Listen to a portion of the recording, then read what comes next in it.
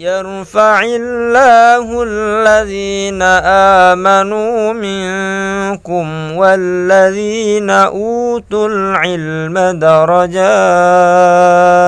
والله بما تعملون خبير. Metode Al-Bidayah, jembatan ngaji kitab kuning untuk para pemula. Bismillahirrahmanirrahim.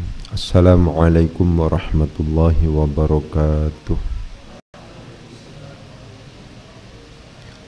Al-Fatihatu sanna bil Mustafa Muhammadin sallallahu alaihi wasallam, thumma san jami'i ikhwanihi minal anbiya wal mursalin wal awliya wal syuhada wal salihin wal sahabati wat tabi'in wal ulama'i wal musannifin, thumma san jami'il malaikatil muqarrabin khususan la abaina wa ummahatina wa ajdadina wa jaddatina wa khususan la jami'i masyayikhina wa asatidina, thumma usan jami'il muslimin wal muslimat wal mu'minin wal mu'minat min masyariqil ardh wa magharibiha barriha wa bahriha al-haya'i minhum wal amwat, thumma usan Muhammad Muhyiddin Dajjal mafakhir wa ila Aisyah nul ummah, thumma usan Muhammad Siddiqul Amin, thumma usan Muhammad Al-Faruq, ثم وصل زوجتي وإلى جميع تلاميذي. الفاتحة. أعوذ بالله من الشيطان الرجيم. بسم الله الرحمن الرحيم. الحمد لله رب العالمين الرحمن الرحيم مالك يوم الدين إياك نعبد وإياك نستعين اهدنا الصراط المستقيم صراط الذين أنعمت عليهم غير المغضوب عليهم ولا الضالين. رب اغفر لي. آمين. Selanjutnya monggo sareng-sareng malih maos Fatihah dikhususkan untuk para pihak yang ikut membantu memfasilitasi dan membangun pondok niki. Al-Fatihah. A'udzu billahi minasyaitonir rajim. Bismillahirrahmanirrahim. Alhamdulillahirabbil alamin arrahmanir rahim maliki yaumiddin iyyaka na'budu wa iyyaka nasta'in ihdinas siratal mustaqim Suratal ladzina an'amta 'alaihim ghairil maghdubi 'alaihim waladdallin. Rabbi ighfir li. Amin. Untuk pembangunan pondok niki supaya diparing kemudahan dan kelancaran oleh Allah Subhanahu wa taala. Al-Fatihah. A'udzu billahi minasyaitonir rajim. Bismillahirrahmanirrahim. Alhamdulillahirabbil alamin arrahmanir rahim maliki yaumiddin iyyaka na'budu wa iyyaka nasta'in اهدنا الصراط المستقيم صراط الذين أنعمت عليهم غير المغضوب عليهم ولا الضالين. رب اغفر لي. Amin. Untuk pembangunan pondok niki supaya diparing kemudahan dan kelancaran oleh Allah Subhanahu wa taala. Al-Fatihah. A'udzu billahi minasyaitonir rajim. Bismillahirrahmanirrahim. Alhamdulillahirabbil alamin arrahmanir rahim maliki yaumiddin iyyaka na'budu wa iyyaka nasta'in ihdinas siratal mustaqim siratal ladzina an'amta 'alaihim ghairil maghdubi 'alaihim waladdallin. Rabbi ighfir li. Amin. Untuk keluarga besar Al-Bidayah, semoga Allah Subhanahu wa taala diparing kesehatan, diparing kemudahan dalam rangka berthalabul ilmi, diparing kesuksesan dalam rangka menjalani kehidupan, dan oleh Allah Subhanahu wa taala dilindungi dari bahaya narkoba dan kenakalan remaja. Al-Fatihah. A'udzu billahi minasyaitonir rajim. Bismillahirrahmanirrahim. Alhamdulillahirabbil alamin arrahmanir rahim maliki yaumiddin iyyaka na'budu wa iyyaka nasta'in ihdinas siratal mustaqim siratal ladzina an'amta 'alaihim ghairil maghdubi 'alaihim waladdallin. Rabbi ighfir li. Amin. Untuk pengarang kitab niki Syekh Abdul Wahab Khalaf. Al-Fatihah. A'udzu billahi minasyaitonir rajim. Bismillahirrahmanirrahim. Alhamdulillahirabbil alamin arrahmanir rahim maliki yaumiddin iyyaka na'budu wa iyyaka nasta'in ihdinas siratal mustaqim siratal ladzina an'amta 'alaihim ghairil maghdubi 'alaihim waladdallin. Rabbi ighfir li. Amin. Kita menganalisis teks yang sudah kita baca kemarin. Karena ada gangguan maka tidak bisa tayang kemarin itu.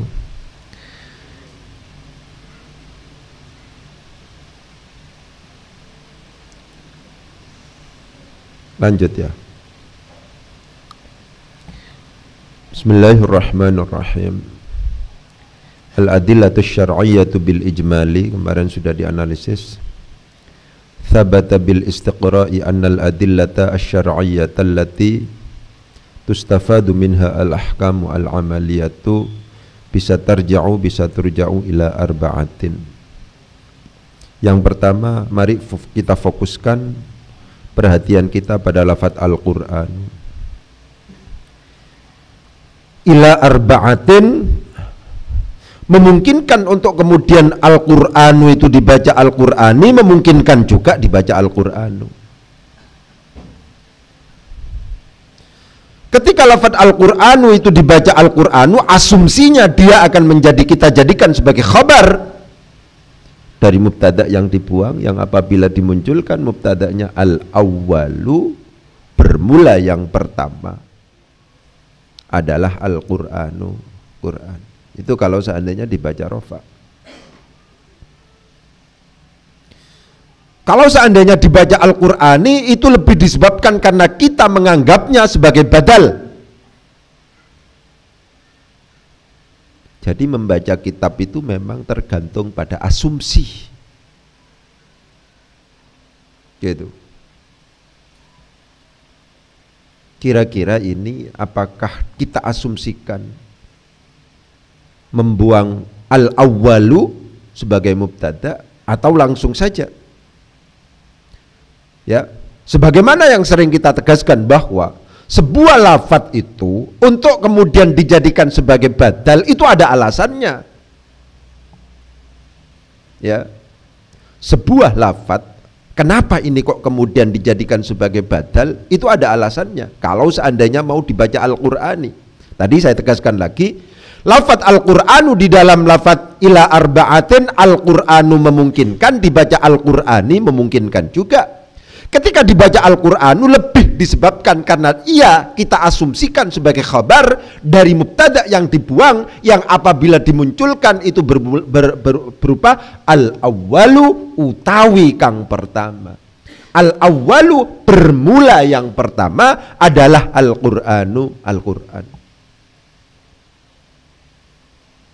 Kalau seandainya dibaca Al-Qur'an itu apa asumsinya? Begitu kan memang. Karena kebetulan tidak ada penjelasannya. Kita mencoba menerjemahkan realitas yang ada dalam teks. Membaca kitab itu memang seperti itu. Orang yang pintar baca kitab itu adalah orang yang mampu menyikapi teks, bukan orang yang hafalannya banyak tapi tidak mampu menyikapi teks. Gitu. Ya, saya ulangi lagi.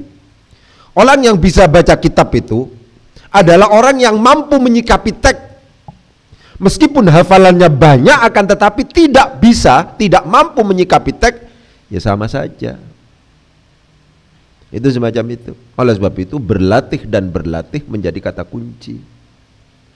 Karena kebetulan yang namanya tulisan Arab itu tidak berharokat. Gak bisa. Kudu intensitas dan frekuensi kita berinteraksi dengan teks itu banyak. Ya, begitu. Metode-metode yang sukses dan berhasil, misalnya di Sidogiri misalnya, ya, itu lebih disebabkan karena ada pendampingan yang cukup intensif. 1 hari sampai 12 jam. Ya, itu kan hampir mayoritas berarti. Itu semacam itu. Ya, jadi penting untuk kemudian ditegaskan itu. Kalau Al-Qur'ani dibaca Al-Qur'ani itu jadi apa? Jadi badal.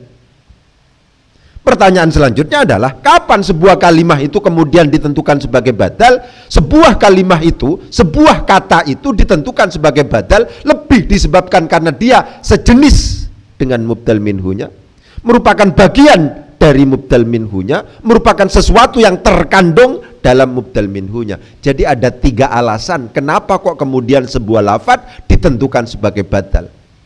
Kalau seandainya badal itu atau sesuatu itu adalah merupakan sesuatu yang sejenis, sebuah lafadz itu merupakan sesuatu yang sejenis dengan mubdal minhunya, maka itu adalah badal. Kalau sebagian dari mubdal minhunya, maka itu adalah badal. Kalau merupakan sesuatu yang terkandung dalam mubdal minhunya, maka itu dianggap sebagai badal. Ja'a Muhammadun ustadzuka. Misalnya, antara Muhammadun dan ustadzuka di situ sama persis. Muhammad adalah ustadzmu, ustadzmu adalah Muhammad. Karena demikian ustadzuka memungkinkan untuk kemudian ditentukan sebagai badal. Kenapa? Karena sejenis dengan mubdal minhunya. Ja'a Muhammadun ustadzuka. Gitu. Jadi karena ini sejenis. Yang kedua, karena memang merupakan bagian dari mubdal minhu. Sebagian dari mubdal minhu, boleh. Itulah yang kemudian disebut sebagai ba'dun mingkul. Kalau sejenis itu namanya kul mingkul atau mutabik. Kalau seandainya sebagian dari mubdal minhunya itu namanya ba'dun mingkul. Ini contohnya. Turja'u ila arba'atin. Arba'ah itu 4 seperti ini. Ya, kemudian disebutkan Al-Qur'ani sebagian saja disebutkan. Ya, Al-Qur'ani disebutkan sebagian. Loh, kan banyak Ustaz, disebutkan semuanya itu kan Al-Qur'an was sunnah wal ijma' wal qiyas. Iya.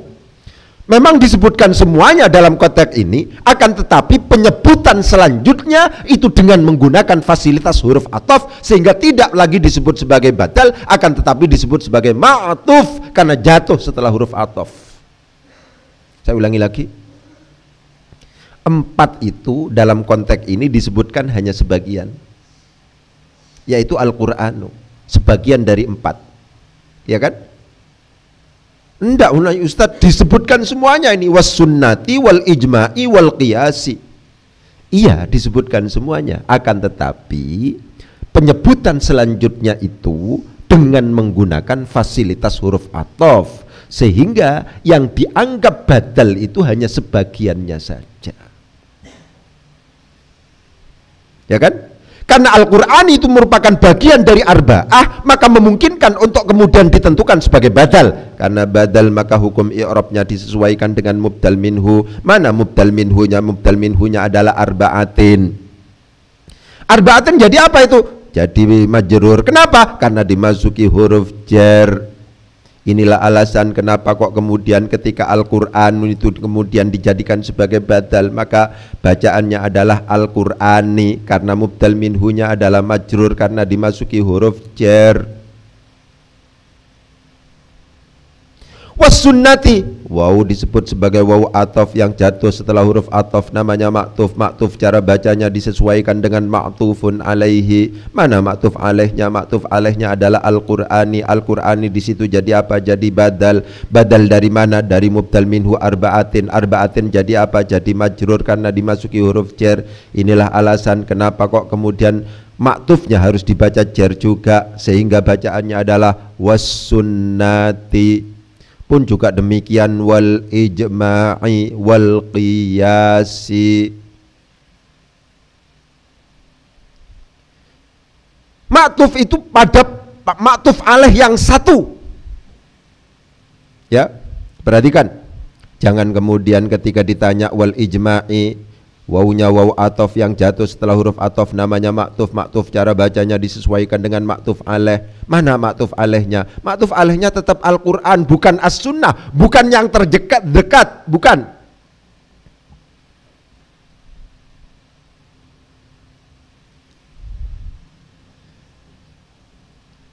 Pun juga demikian wal qiyasi.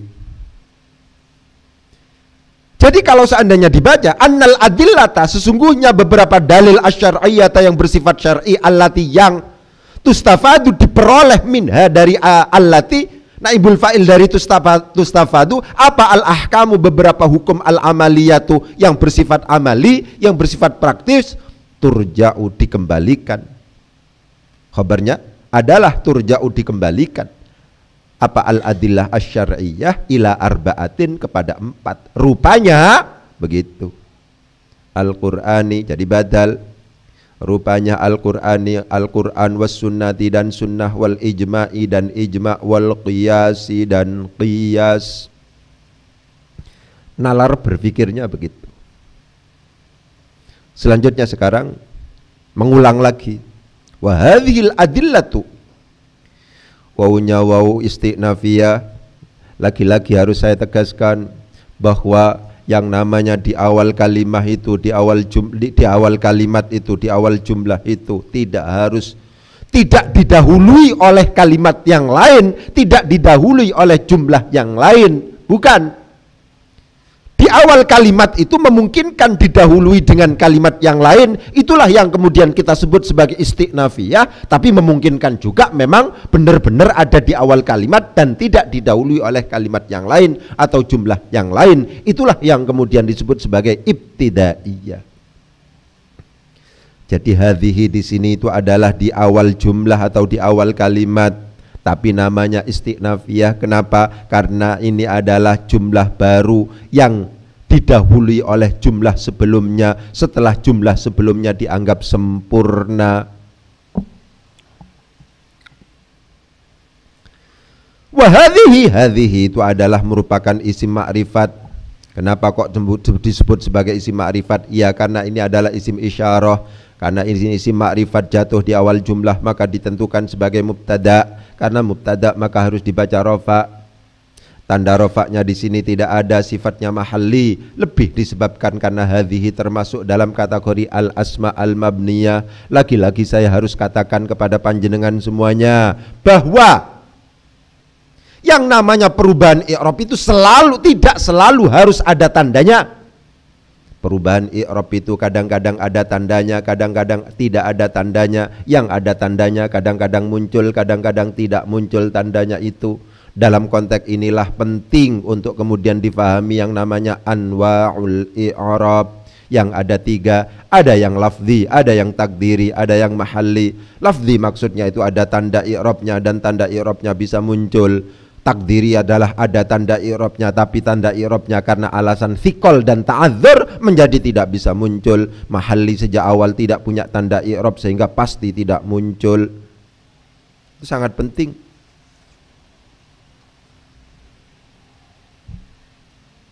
Gitu.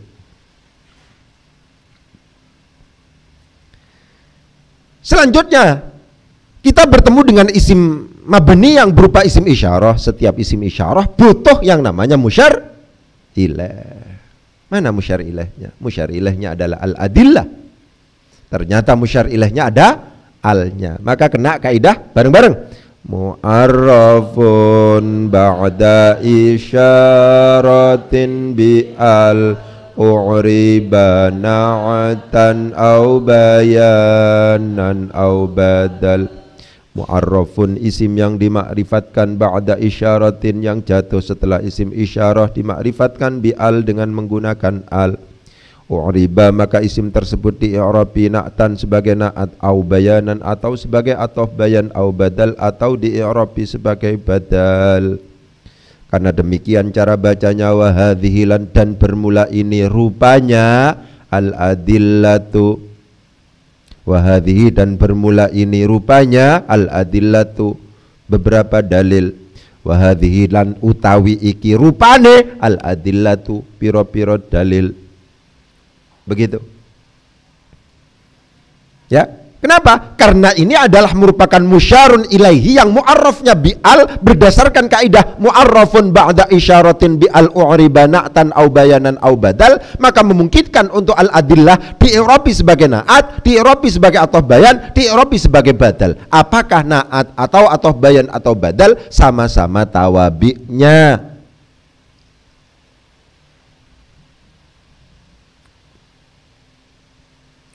Selanjutnya kita masuk pada lafadz al-arba'atu.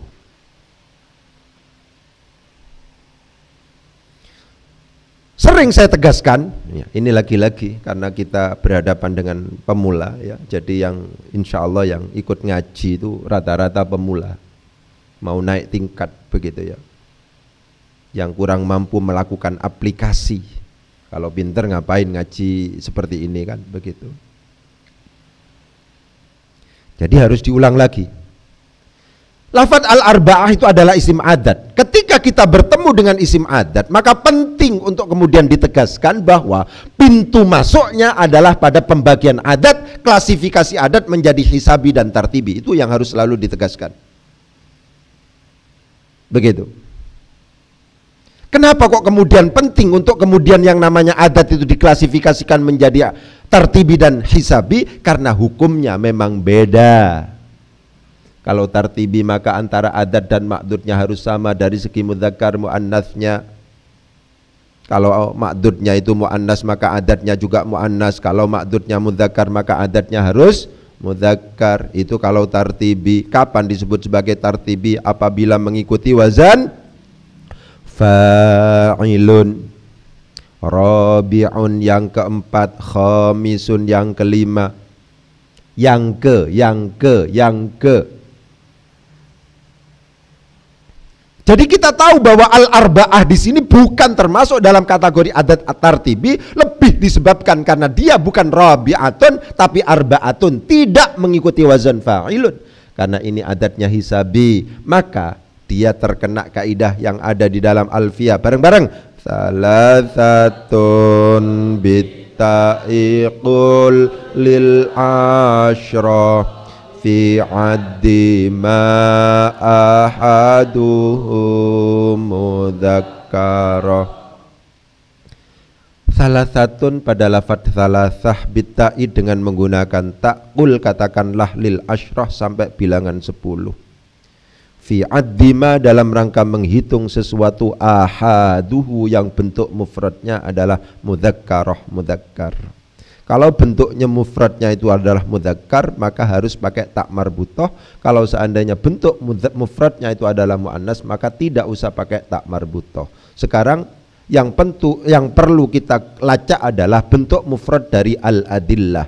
Bentuk mufrad dari al-adillah adalah dalilun. Dalilun ternyata tidak ada tak marbutahnya. Berarti ini adalah mudzakkar. Karena mudzakkar maka adatnya yang merupakan adat hisabi harus muannas. Inilah alasan kenapa kok kemudian al-arba'ah, al-arba'atu ada tak marbutahnya. Saya ulangi lagi. Al-arba'ah itu adalah merupakan adat hisabi. Kenapa kalau adat hisabi antara adat dan ma'dudnya itu harus berlawanan dari segi mudzakkar muannasnya berdasarkan kaidah salasatun bitta'iqul lil asyrah fi addi ma ahaduhu mudzakkarah. Mana ma'dudnya? Al-adillah. Al-adillah itu bentuk mufradnya apa? Dalilun. Dalilun itu mudzakkar atau muannas? Mudzakkar. Inilah alasan kenapa kok kemudian al-arba'ah itu pakai tak marbutah. Wahadhihi lan utawi iki rupane al-adillatu piro-piro dalil al-arba'atu kang papat. Pakai bahasa Indonesia. Wahadhi dan bermula ini rupanya al-adillatu beberapa dalil al-arba'atu yang 4. Khabar sekarang adalah ittafaqa. Adalah ittafaqa jumhurul muslimin alal istidlali biha. Perhatikan. Kata-kata ittafaqa ya penting untuk kemudian dijadikan sebagai pintu masuk untuk menegaskan bahwa apabila bina misal diikutkan pada wazan ifta'ala, maka huruf waw atau ya yang merupakan fi'il harus diganti dengan tak dan kemudian diidghamkan pada tak selanjutnya. Karena demikian ittafaqa ini asalnya kalau seandainya kita lihat cari kamus itu adalah wafaqa. Diikutkan pada wazan ifta'ala menjadi iutafaqa, wawunya kemudian diganti dengan tak dan kemudian diidghamkan sehingga menjadi ittafaqa. Wasala itu pada akhirnya kalau diikutkan pada wazan ifta'ala menjadi iutasala, wawunya kemudian dirubah menjadi tak dan kemudian diidghamkan akhirnya menjadi tasola. Wasofa, wawunya itu adalah misalnya kalau seandainya diikutkan pada wazan ifta'ala itu harus diganti dengan tak, sehingga wasofa itu asalnya itu adalah iutasofa kemudian menjadi ittasofa, begitu seterusnya ya. Wahadhi lan utawi iki, wahadhi dan bermula ini rupanya al-adillatu beberapa dalil al-arba'atu yang 4 adalah ittafaqa telah sepakat. Siapa? Fa'il dari ittafaqa, siapa? Jumhurul muslimina, mayoritas kaum muslimin, alal istidlali biha, untuk beristidlal dengan arba'ah itu. Kalau seandainya ada masalah, maka harus dilihat dulu di dalam Al-Quran, kemudian dilihat di dalam hadis, kemudian dilihat apakah sudah terjadi ijma' di situ atau tidak. Kalau seandainya tidak ada di dalam Al-Quran, sunnah juga tidak ada, tidak pernah ada ijma' di situ, baru kita kemudian mengkiaskan.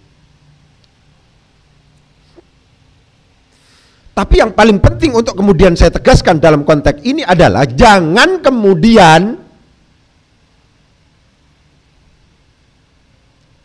menuduh orang yang berpendekatan langsung pada kitab-kitab kuning. Ada masalah dilihat di dalam Fathul Mu'in, ada masalah di dalam kitab dilihat pada Fathul Qorib, ada masalah dilihat di dalam, dan seterusnya itu. Janganlah kita tuduh misalnya mereka meninggalkan Al-Quran dan Al-Hadis. Nah, itu senggarai rame kan kalau menuduh itu, ya kan? Kenapa kita kok kemudian melihat pada Fathul Mu'in, Fathul Wahab, Fathul yang lain misalnya? Kok tidak merujuk kepada Al-Quran saja? Ya kan? Ini penting untuk kemudian ditegaskan. Ya, jangan menuduh itu. Kenapa? Karena logika seperti yang sering kita tegaskan bahwa tidak mungkin hukum diputuskan tanpa adanya dalil. Saya ulangi lagi. Tidak mungkin yang namanya hukum itu kemudian dirumuskan, diistimbat, diputuskan tanpa adanya dalil. Jadi kumpulan hukum-hukum yang ada di dalam kitab Fathul Qorib, kumpulan hukum-hukum yang ada di dalam kitab Fathul Mu'in, Fathul Wahab dan seterusnya, itu hasil dari istimbat hukum dari Al-Quran dan Al-Hadis. Itu semuanya dari dalil. Ya, jangan kemudian disalahpahami. Ini yang kadang-kadang membuat keruwetan itu di situ. Karena apa? Menganggap apa yang kemudian dilakukan oleh orang lain itu salah. Langsung menuduh meninggalkan Al-Quran dan Al-Hadis. Jangan seperti itu yang garai keributan. Ya, begitu. Ya silahkan, sampean akan berpendapat seperti apa kan begitu kan. Tapi jangan kemudian menuduh orang lain yang misalnya ketika ada masalah itu dengan menggunakan pendekatan qauli, langsung dilihat di dalam Fathul Mu'innya bagaimana, Fathul Qoribnya bagaimana, itu kemudian dianggap tidak rujuk kepada Al-Quran dan Al-Hadis. Jangan seperti itu yang garai kekacauan itu karena menuduh orang lain itu meninggalkan Al-Quran dan Al-Hadis. Saya tegaskan bahwa kumpulan hukum-hukum yang ada di dalam kitab Fathul Qorib, kumpulan hukum-hukum yang ada di dalam kitab Fathul Mu'in dan seterusnya, itu merupakan hasil istimbat dari dalil Al-Quran Al-Hadis, dan itu dibuktikan. Misalnya Mustafa Dibul Bagha itu kemudian mencoba untuk menganalisis apa yang kemudian ada di dalam takrib itu, kemudian muncullah kitab At-Tadhhib misalnya. Itu Qur'annya mana, hadisnya mana, Qur'annya mana, hadisnya mana, begitu. Karena kalau seandainya kita kemudian merujuk langsung kepada Al-Quran dan Al-Hadis, kalau seandainya perangkat keilmuan kita itu kemudian tidak penuh, tidak bagus, itu kecenderungannya akan ada salah tafsir, itu akan kecenderungannya akan malpraktek, mengandalkan terjemahan Al-Quran misalnya, kita merujuk pada Al-Quran dan Al-Hadis, ya kan? Bagaimana itu kalau di dalam Tashilut Turuqat itu? Wasyartu fil mufti ijtihadun wa huwa an ya'rifa min ayil kitabi was sunan wal fiqhi fi furu'ihi syawaridi wa kulli ma lahu minal qawaidi ma'ma bihi minal madhahibi allati taqarrarat wa min khilafin muthbati wan nahwi wal usuli ma ilmil adab wal lughati allati atat minal arab qadran bihi yastambitul masaila bi nafsihi liman yakunu sa'ila ma ilmihi tafsira fil ayati wa fil hadithi halata ruwati wa mawdi'al ijma'i wal khilafi fa ilmu hadzal qadri fihi kafi. Itu adalah persyaratan-persyaratan seorang mufti, seorang yang langsung kepingin berijtihad kepada Al-Quran dan Al-Hadis. Kalau seandainya tidak memenuhi persyaratan-persyaratan itu, kecenderungannya adalah malpraktek. Ya, itu penting untuk diperhatikan. Malpraktek, salah akhirnya. Ya, contohnya misalnya, wa 'alal ladzina yudhiqunahu fidyatun ta'amu miskin. Kalau seandainya kita coba cek di dalam kamus, wa 'alal ladzina yudhiqunahu, yudhiquna itu asalnya adalah ataqa yudhiqu. Yudhiqu, yudhiqani, yudhiquna. Wa 'alal ladzina yudhiqunahu, dan atas orang-orang yang mampu berpuasa. Coba diperhatikan itu. Wa 'alal ladzina yudhiqunahu fidyatun, ketika pada bulan puasa itu, wa 'alal ladzina yudhiqunahu, dan atas orang-orang yang mampu untuk melakukan puasa. Boleh tidak puasa, caranya bagaimana? Fidyatun, membayar fidyah. Berupa apa? Berupa ta'amu miskin, memberi makan orang-orang miskin. Ini Al-Quran. Ya kan? Coba dicek di dalam kamus. Ya, kita hanya terjemahan-terjemahan saja misalnya. Wa 'alal ladzina, dan atas orang-orang yang mampu melakukan puasa, boleh tidak puasa, kan begitu. Fidyatun, yaitu membayar fidyah. Ta'amu miskin, memberi makan orang-orang miskin. Ya kan? Ini bahayanya kalau seandainya orang yang tidak memiliki perangkat keilmuan yang cukup kemudian langsung merujuk kepada Al-Quran dan Al-Hadis. Bagaimana misalnya kita lihat penjelasan di dalam tafsir? Misalnya kita jangan jauh-jauh. Tafsir yang sering dibaca, yaitu tafsir Jalalain misalnya, ketika menjelaskan tentang wa 'alal ladzina yutiqunahu. Ternyata terjemahannya atau tafsirannya adalah ay wa 'alal ladzina la yutiqunahu. Ada majas nuqsan di situ, ada lam yang dibuang di situ. Kan parah kalau seandainya begitu. Ada lam yang dibuang, ada lam yang ada tapi dianggap gak ada. Ya kan? Taunya pokok la itu adalah merupakan huruf nafi. Akhirnya menerjemahkan la uqsimu bihadzal balad, saya tidak bersumpah dengan negeri ini. Ya kan? Ya kan? Kenapa? La ini, la nafi ini misalnya. Ya kan?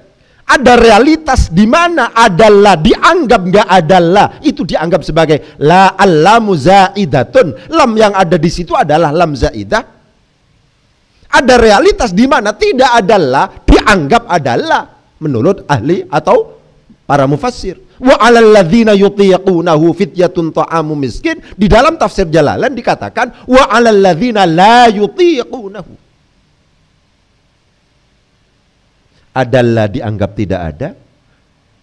La uqsimu bihadzal balad. Lamnya itu allamu zaidatun. Oleh sebab itu sampean enggak bisa misalnya mendekati Al-Quran kalau perangkat-perangkat keilmuan sebagaimana yang tadi di dalam nazam itu yang saya bacakan, wasyartu fil mufti ijtihadun wa huwa an ya'rifa min ayil kitabi was sunan wal fiqhi fi furu'ihi syawaridi wa kulli ma lahu minal qawaidi ma'ma bihi minal madzahibil lati taqarrarat wa min khilafin muthbati wan nahwi wal usuli ma ilmil adab wal lughatil lati atat minal arab qadran bihi yastambitul masaila bi nafsihi liman yakunu sa'ila ma ilmihi tafsira fil ayati wa fil hadithi halata ruwati wa mawdi al ijma'i wal khilafi fa ilmu hadzal qadri fihi kafi. Itu adalah persyaratan seorang mufti untuk kemudian langsung merujuk kepada Al-Quran dan Al-Hadis. Kalau seandainya tidak, kecenderungan kalau seandainya di atas namakan dokter gadungan itu kuat sehingga malpraktek menyebabkan pasiennya meninggal dunia nanti. Ya, yang paling penting adalah menurut saya saling menghormati. Ya sudah, tapi jangan kemudian menuduh orang yang membuka Al-Fathul Mu'in, membuka Fathul Wahab, membuka kitab-kitab itu kemudian oh ini meninggalkan Al-Quran, oh ini meninggalkan hadis. Nah, kekacauan itu, kegaduhan itu muncul karena kita nyinyir, karena kita mau menghakimi orang lain tanpa mendengar alasan dan seterusnya. Saya selalu katakan, ya, kalau seandainya kita berkehidupan berbangsa dan bernegara itu, kalau seandainya pandangan kita itu adalah menggunakan pakai itu la yungkaru al-mukhtalafu fihi wa innama yungkaru al-mujma'u alaihi, itu aman itu. hal-hal yang di situ terjadi ikhtilaf, di situ terjadi perbedaan pendapat, kita jangan mencoba untuk ingkar kepada yang lain. Sejak awal ulama terjadi perbedaan pendapat tentang masalah ini, kita memaksakan pendapat kita itu kemudian diikuti oleh orang lain. Akhirnya rame. Ya sudahlah, yang tidak kunut silakan tidak kunut, kita tidak usah. Yang kunut ya silakan kunut. Enak kalau begitu. Kalau seandainya kita berpendapat bahwa kita sedang berkunut, orang lain yang tidak berkunut kita salahkan, nah itu yang kemudian kacau.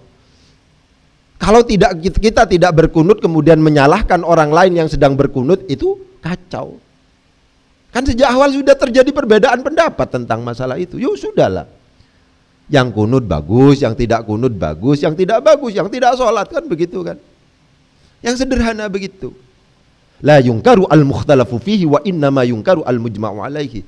Hal-hal yang di situ terjadi ikhtilaf jangan diingkari. Bah talqin, bah tahlil, bah apa macam-macam, gak usah terlalu berkomentar. Mereka akan mempertanggungjawabkan apa yang kemudian mereka lakukan itu di hadapan Allah, sama sekali tidak melibatkan yang lain. Itu semacam itu. Itu insya Allah kita fokus pada ekonomi umat dan seterusnya. Kita tidak sibuk ngurusi orang lain saja. Loh kok sibuknya ngurusi orang lain itu gimana ceritanya? Ya kan? Jangan seperti itu kalau bersikap. Kalau yang begitu kan, ra'yi sahihun yahtamilul khata' wa ra'yu ghairi khata'un yahtamilus shawab. Ra'yi pendapatku itu adalah sahihun benar, tapi yahtamilul khata' mengandung kemungkinan salah. Wa ra'yu ghairi pendapat selainku adalah khata'un salah, tapi yahtamilus shawab mengandung kemungkinan benar. Ekstrim perbedaan pendapat antara Imam Malik dan Imam Syafi'i tentang apa? Tentang najisnya anjing. Ekstrim banget. Yang satu itu tidak najis, Imam Syafi'i itu najisnya mughalladhah. Bayangkan itu. Yang satu tidak najis, yang satu mughalladhah. Ekstrim itu. Tapi bisa berdampingan. Kenapa? Ya sudah, ra'yi pendapatku itu sahihun benar, tapi yahtamilul khata' mengandung kemungkinan salah. Kok mengandung kemungkinan salah? Karena realitasnya adalah ketika itu atas nama fikih, maka dalil yang kemudian dipakai mesti yang sifatnya dhanniyud dilalah, multi interpretasi. Ya, itu penting. Kedewasaan bersikap itu sangat penting menurut saya. Saya kepingin tidak memperuncing yang namanya perbedaan. Lana a'maluna walakum a'malukum. Jangan kemudian kita menghakimi orang lain salah, menghakimi orang lain salah. Ya sudah, yang tahlilan silahkan tahlilan, yang mau talqin silahkan talqin, yang mau ini silahkan. Gak usah terlalu nyinyir ya. Yang mau baca Quran di kuburan ya silahkan dan seterusnya. Jangan kemudian dihakimi dengan menggunakan amaliyah kita tanpa mau tahu argumentasi yang ditawarkan atau yang dipegangi oleh mereka. Sehingga apa? Kita tidak fokus kepada ekonomi umat. Ya kan? Kita harus fokus pada ekonomi umat menurut saya. Jangan kemudian terlalu terjebak mempermasalahkan hal-hal yang tidak penting. Perbedaan pendapat itu sudah selesai. Ya, sudah ada rumusannya. Apa rumusannya? La yungkaru al-mukhtalafu fihi wa innama yungkaru al-mujma'u alaihi. La yungkaru, tidak boleh diingkari al-mukhtalafu fihi. Hal-hal yang di situ sejak awal memang terjadi ikhtilaf. Wa innama yungkaru, dan yang harus diingkari adalah al-mujma'u alaihi. Kalau seandainya di situ sudah terjadi kesepakatan, ada orang berpendapat sholat tidak wajib katanya, ya sudah, nah itu baru ingkar. Loh sopo? Orang madhab manapun berpendapat bahwa sholat itu wajib. Ya, ada orang mengatakan sholat tidak wajib, zakat tidak wajib, itu mujma' alaih, itu sudah. Ya, itu sudah terjadi ijma' di situ. Nah itu baru kita boleh ingkar, boleh berdebat, boleh serius, boleh. Dan itu cukup gampang dilaporkan ke MUI gitu aja. Tapi kalau amaliyah yang sifatnya furu'iyah, yang di situ sejak awal terjadi ikhtilaf, kita tidak usah mengomentari orang lain gitu aja. Lana a'maluna walakum a'malukum. Kalau seandainya kita itu nyinyir, ya tukaran terus, energi kita habis gara-gara itu, ya. Jadi penting untuk kemudian ditegaskan masalah itu. Oke, ya, itu tentang al-adillah, Al-Quran, As-Sunnah, Al-Ijma, Al-Qiyas. Wattafaqu aidon. Diperhatikan kata-kata wattafaqu, wawunya adalah wawu jama', alif yang ada setelahnya itu namanya alif fariqah, alif yang menegaskan bahwa di situ itu adalah wawu jama', bukan wawu yang lain. Wawu itu banyak. Ada wawu jama', ada wawu tanda i'rab, ada wawu ma'iyah, ada wawu ataf, macam-macam. Kalau wawu setelah wawu itu ada alif, dipastikan wawunya itu adalah wawu jama'. Wawu jama' itu statusnya isim. Kalau seandainya ditanya wattafaqu itu adalah fi'il apa? Fi'il maklum. Fi'il maklum butuh apa? Butuh fa'il. Mana fa'ilnya? Fa'ilnya adalah wawu. Ya, bukan dhamir mustatir wujuban atau jawazan. Ini dhamir bariz. Wawu itu adalah kata ganti dhamir yang tampak, yang kelihatan, bukan tersimpan di situ. Ya, penting untuk kemudian ditegaskan. Aidon, kata-kata aidon misalnya, ya, kata-kata aidon. Perhatikan. Inilah yang kemudian saya tegaskan terus bahwa klasifikasi materi ilmu nahwu, teori ilmu nahwu itu dibagi menjadi 3. Ada materi prasyarat, ada materi inti, ada materi muhimmat. Materi muhimmat itu adalah materi yang tidak memungkinkan untuk misalnya itu dirasionalisasikan secara penuh. Kita tahu bahwa ini adalah berkedudukan i'rab seperti ini lebih disebabkan karena kita sejak awal sudah baca atau mendapatkan penjelasan langsung dari para guru-guru kita. Seperti lafadz la siyama, lafadz faqat, lafadz qattu, diantaranya lafadz aidon, ya, dan seterusnya itu. Oleh sebab itu saya anjurkan panjenengan semuanya di rumah dan seterusnya untuk punya buku misalnya Al-Mu'jam Al-Mufassal fil I'rab, kamus, ya, hal-hal yang terkait rincian-rincian i'rab, Al-Mu'jam Al-Mufassal fil I'rab. Itu penting untuk kemudian dimiliki oleh panjenengan semuanya. Begitu ya. Karena keterbatasan waktu, maka akan kita lanjutkan analisis kita untuk yang akan datang, ya, untuk besok ini insyaallah. Terima kasih, semoga manfaat. Al-Fatihah. A'udzubillahi minasyaitonir rajim. Bismillahirrahmanirrahim. Alhamdulillahirabbil alamin arrahmanirrahim maliki yaumiddin. Iyyaka na'budu wa iyyaka nasta'in. Ihdinas siratal mustaqim. Siratal ladzina an'amta 'alaihim ghairil maghdubi 'alaihim waladdallin. Assalamualaikum warahmatullahi wabarakatuh. Ayo silakan.